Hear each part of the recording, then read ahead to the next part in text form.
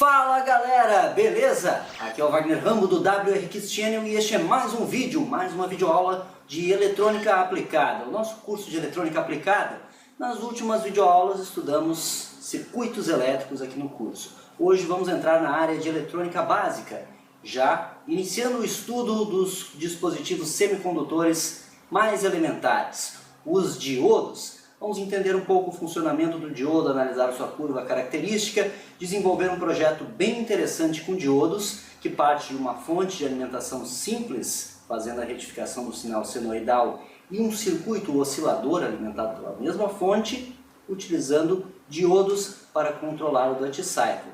Bastante interessante o conteúdo. E você pode baixar arquivos de apoio aqui na descrição do vídeo. Eu vou deixar o link disponível para você baixar, então clique em mostrar mais aqui embaixo e terá acesso ao link. Baixe todos os arquivos pertinentes a esta videoaula, que vão servir de apoio aos seus estudos, e também estou deixando referência bibliográfica para você se aprofundar ainda mais no universo da eletrônica. Vamos lá então? Let's get started!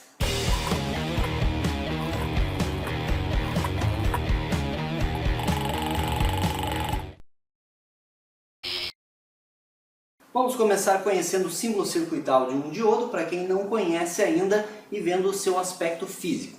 O símbolo circuital de um diodo consiste em um triângulo, um tracinho em uma das pontas dos seus dois terminais. Esse é o símbolo circuital de um diodo convencional. Então, a referência no diagrama é sempre um D, aí pode ser D1, D2, até o número de diodos que tem no diagrama esquemático. E seu aspecto físico é, em geral, um pequeno cilindro com uma marquinha aqui, os dois terminais assim.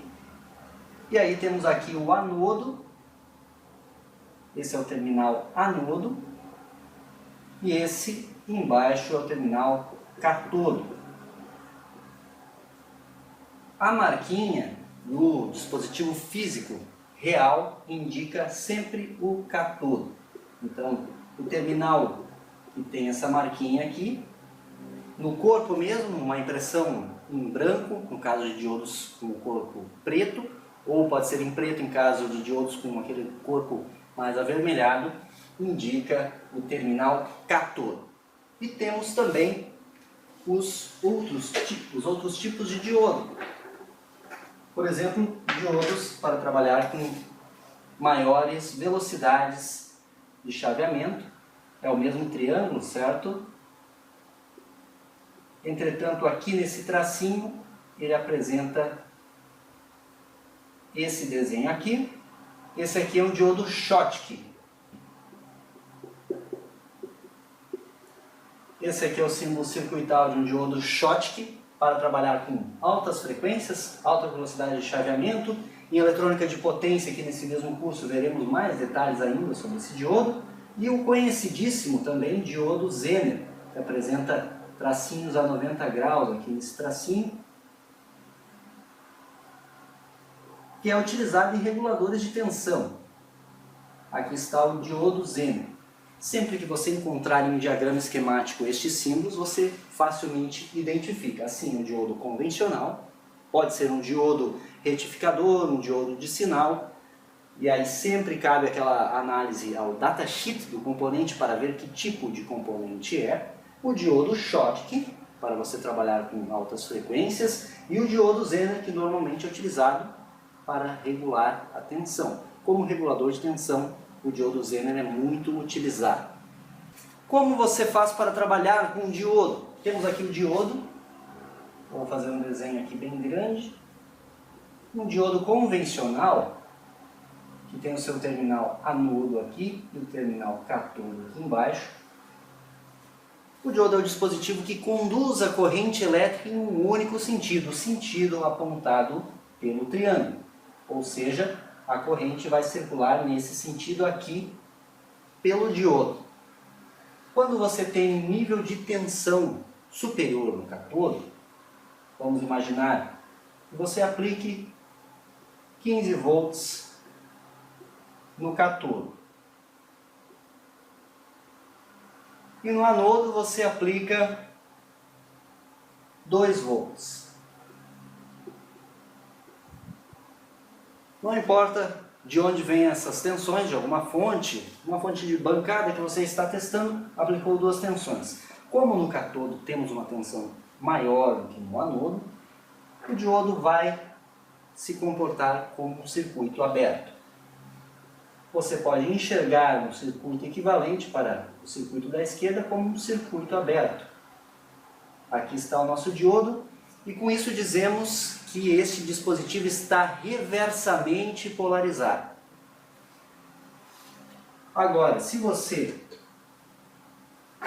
aplicar uma tensão superior no anodo em relação ao cátodo, vamos pegar as mesmas tensões, só que inverter as coisas. Aqui foi 15, aqui foi 2 volts, certo? O diodo vai conduzir a corrente do anodo para o cátodo. Simples assim.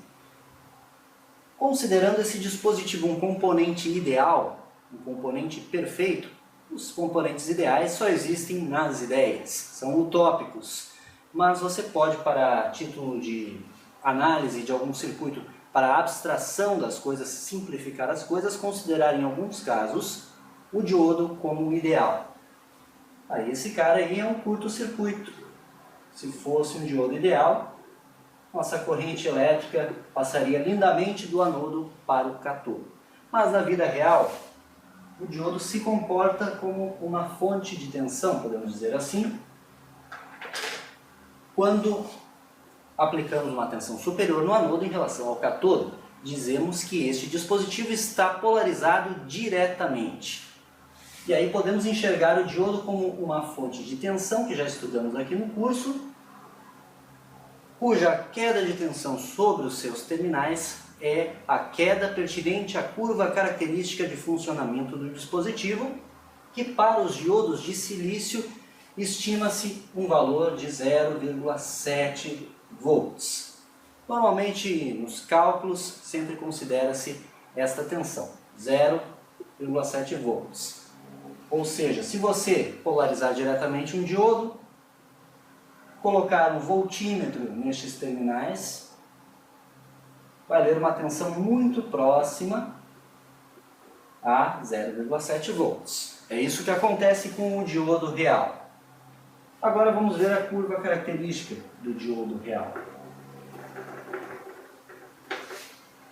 Traçando a curva da tensão pela corrente, aqui está o nosso gráfico, nossa tensão, e aqui a corrente. Temos aqui 0,5 volts, tensão em volts, corrente em amperes, e aqui mais ou menos o 0,7. A curva característica. Aqui, vamos mudar a cor da curva.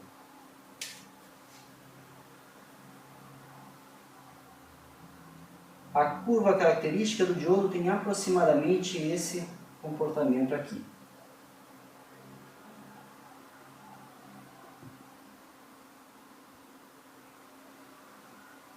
Neste ponto ele começa a conduzir com total intensidade, 0,7 volts. Note que na vida real ele já começa ali um pouquinho antes.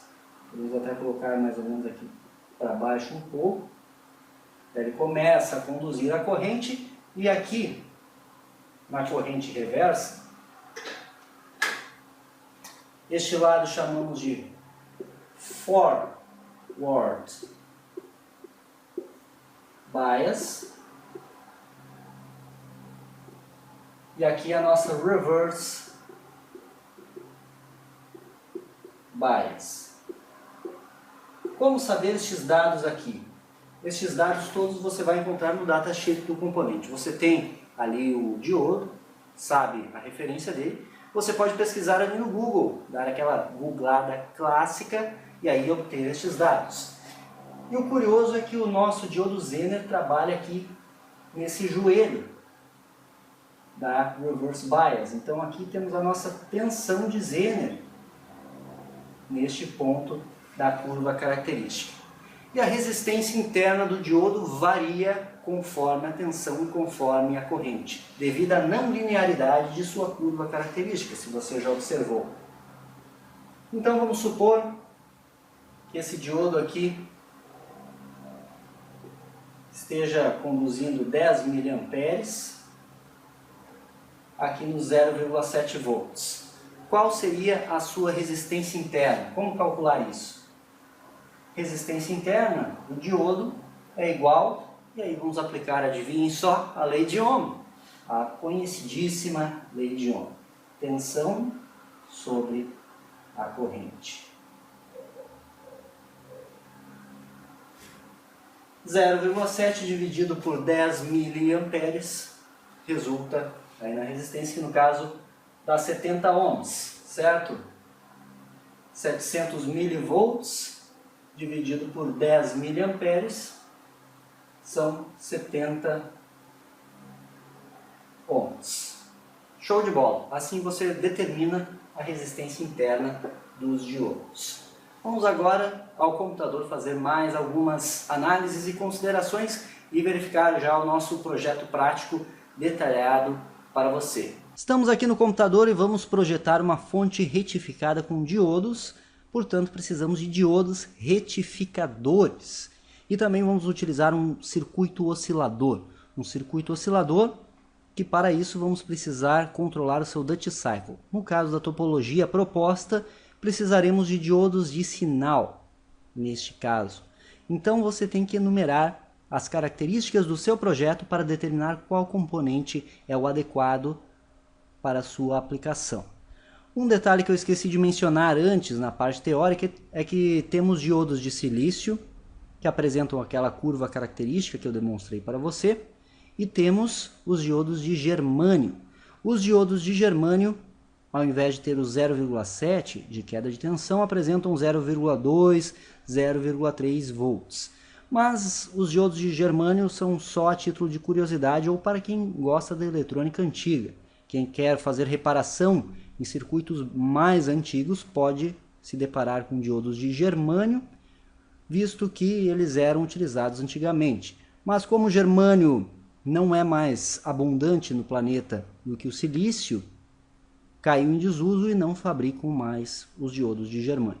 Atualmente os diodos são de silício mesmo. Vamos então precisar de um diodo retificador, um tipo específico para retificar a tensão de uma fonte, que eu vou utilizar um transformador convencional, baixar a tensão da rede elétrica. Eu preciso de uma ponte de diodos. Existem outros tipos de retificações que vamos estudar ainda neste curso. Ponte retificadora, retificação em onda completa, simples, retificadores controlados, entre outros. E vamos precisar de um diodo de sinal, no caso para o nosso circuito oscilador. Podemos utilizar o Google como fonte de pesquisa. Então vamos colocar diodo retificador. Só isso. Ele já aparece aqui o aspecto físico, também o diagrama esquemático, o símbolo circuital dele e artigos a respeito. Vamos ver em imagens. Em imagens você já tem aqui mais detalhes também visuais, as pontes de diodo aqui. Temos aqui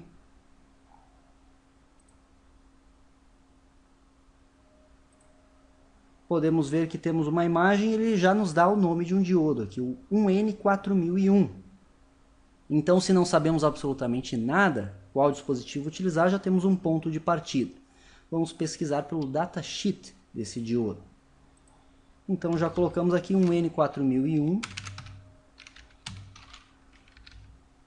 datasheet.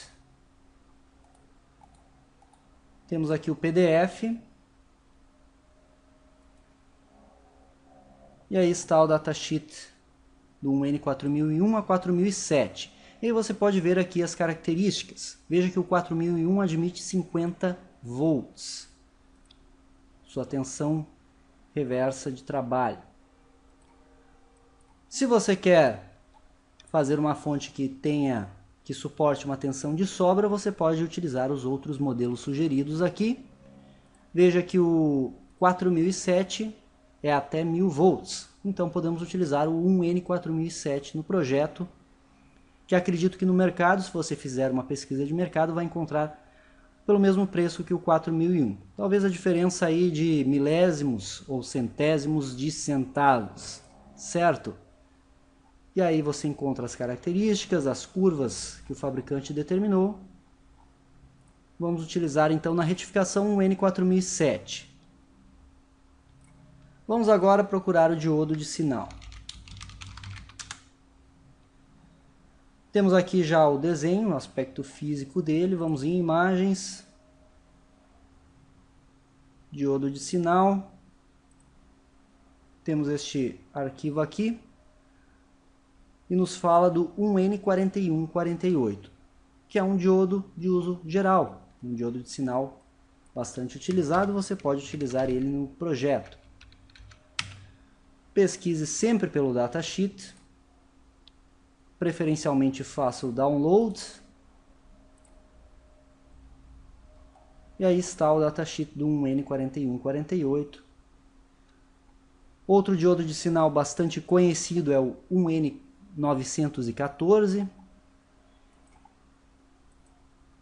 Aqui ele tem a velocidade de chaveamento de 4 nanosegundos, a sua tensão reversa 100 volts, como vamos utilizar no oscilador, pode ser essa tensão, até sobra.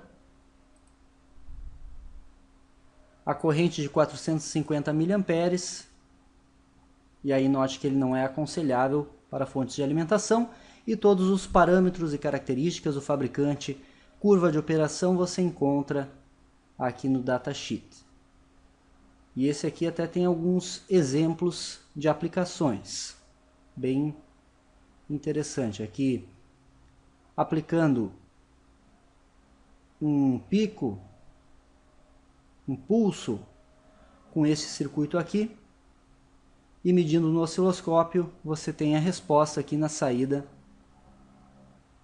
esta curva de tensão para o diodo. Bem interessante, você pode, se quiser ir a fundo mesmo, aplicar estes testes nos componentes reais em sua bancada e verificar se o fabricante está demonstrando resultados coerentes no seu documento. É uma análise interessante de ser feita. De posse desses conhecimentos, dos datasheets dos componentes, você pode passar para o projeto do seu circuito. Eu trago para vocês aqui um oscilador, que você pode variar o seu duty cycle, inclusive a sua frequência. Já exploramos este circuito oscilador em outras videoaulas aqui do canal, e eu vou deixar linkado também aqui embaixo para você aprender ainda mais. E outro detalhe que você também pode verificar em nossas videoaulas é a videoaula sobre diodo Zener. Ensinamos já um projeto detalhado de circuito com diodo Zener, também vou deixar linkado aqui como adendo a esta videoaula. Então você vai aprender a utilizar um diodo Zener, ver a curva característica do Zener, o que é show de bola também para você se inteirar cada vez mais sobre eletrônica. Vamos ter um transformador, aplicar a rede 110 ou 220 volts, o primário do transformador deve ser pertinente à sua rede elétrica, e a sua saída vai ser de 12 volts, 12 volts alternados. Ligando os diodos em ponte, vamos precisar de 4 retificadores 1N4007. Ligando eles em ponte, vamos ter a retificação do sinal, rebatendo os semiciclos negativos da AC para cima, pois estaremos polarizando esses diodos aqui, ora reversamente e ora diretamente, e com isso conseguimos a nossa curva característica, e colocando um capacitor com uma capacitância relativamente alta, atenuaremos o ripple dessa fonte, tornando assim um sinal contínuo de 12 volts. E é isso que precisamos. A análise de ripple também já foi feita aqui no canal, vou deixar linkada aí para vocês. E aí, como vamos utilizar um circuito integrado, precisamos do seu capacitor de desacoplamento de 100 nanofarad entre os pinos de alimentação. Vamos utilizar o 4093 CMOS, que é um Schmitt Trigger. Ainda estudaremos o Schmitt Trigger também mais a fundo neste curso.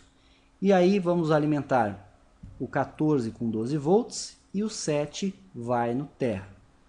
E esse circuito integrado admite 12 volts? Temos que ver no datasheet. Você pode fazer a pesquisa 4093 datasheet. Temos aqui o documento em PDF. E ele tem portas NAND Schmitt Trigger, 4 NANDs Schmitt Trigger. E sua tensão de operação está aqui na página 2, de 3 a 15 volts. Então, aplicando 12 volts, ele vai funcionar sem problemas. Vamos utilizar apenas uma porta NAND, no caso, os pinos 1 e 2, com o capacitor, resistor e os diodos de sinal. É aqui que entram os nossos diodos de sinal 1N4148. Ligando a fonte, o capacitor está descarregado. Vamos ter 0 aqui nessa entrada. Se temos 0 aqui, uma NAND com as entradas em curto vira um inversor. Se tem 0 aqui, vira 1 na saída. E vamos ter aulas de eletrônica digital também detalhadas neste curso, então não se preocupem muito com termos que você não reconhecer agora nessa explicação. Nível alto aqui, carregamos o capacitor por R1 e D1, porque D1 vai estar polarizado diretamente e a corrente vai circular nesse sentido aqui, carregando o capacitor. Note que durante a carga do capacitor, a saída está em nível alto. Quando o capacitor atingir um limiar de tensão, teremos um nível 1, nível alto reconhecido aqui nas entradas. Como é um inversor, a saída vai estar em nível baixo. E aí é este diodo aqui que vai estar polarizado diretamente. E como ele está no sentido inverso do outro, fará o capacitor se descarregar pela malha D2R2. Como temos resistores de valores diferentes, o nosso duty cycle é alterado. O capacitor vai se descarregar mais rápido do que se carregar. Note que durante a carga temos nível alto na saída e durante a descarga temos nível baixo. Esperamos o que na saída? Uma onda retangular com um nível alto, com um duty cycle superior ao nível baixo. Essa é a teoria, a análise teórica dessa topologia deste circuito oscilador. E funciona perfeitamente porque é um Schmitt Trigger, que tem características especiais que já demonstramos naquele oscilador CMOS. E vamos explorar ainda nesse curso. E agora vamos testar na prática e comprovar o funcionamento dos diodos e ver no mesmo circuito duas aplicações distintas para diodos. Lembrando que ainda teremos retificadores controlados, estudo do diodo Schottky e o diodo Zener, o circuito regulador Zener, está como uma videoaula extra aí linkada para você.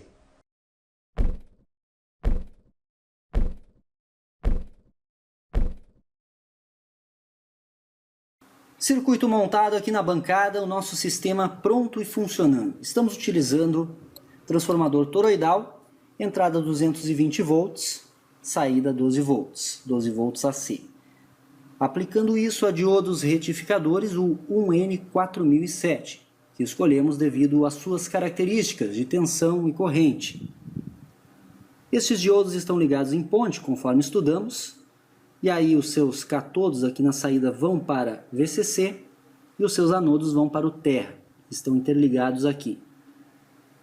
Este capacitor é para filtragem, diminuindo assim a tensão de ripple, e ele é de 1000 microfarad por 25 volts. O nosso circuito integrado 4093 está aqui, 4093 CMOS, com o capacitor de desacoplamento, e ele está sendo alimentado. O pino 7 vai no terra e o pino 14 vai nos 12 volts DC. E a nossa malha de oscilação está aqui. o capacitor de 47 nanofarad, resistor de 2K2, resistor de 15K e os nossos dois diodos de sinal 1N4148. Observe que os diodos estão ligados em oposição e eles permitirão a passagem de corrente elétrica em um único sentido, como estudamos teoricamente. Isso permitirá que esse oscilador tenha um duty cycle, ou seja, um ciclo de trabalho facilmente alterado. Na união do pino 1 com o 2, estamos ligando o canal 1 do osciloscópio para verificar a curva de carga e descarga do capacitor.